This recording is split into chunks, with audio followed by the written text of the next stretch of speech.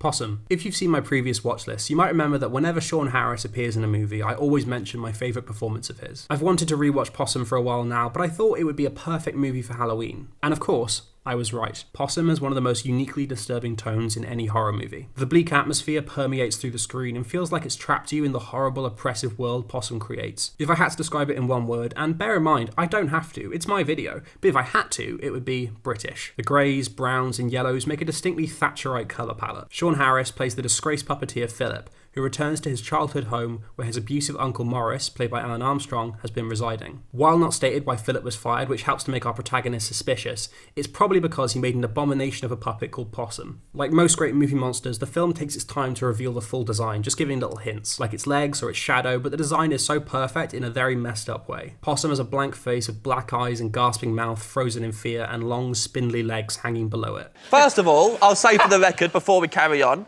I hate this boy.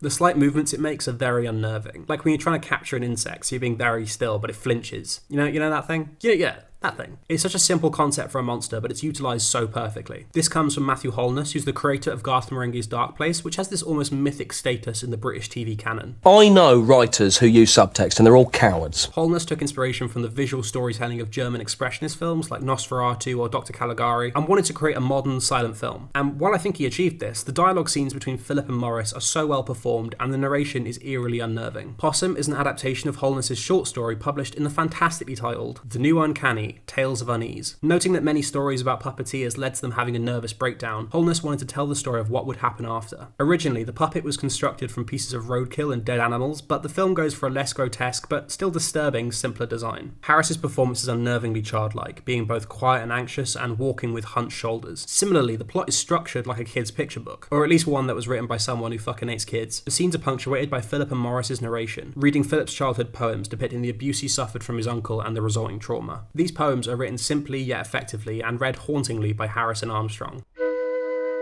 Bag is open, growing wider. What's inside? Man or spider?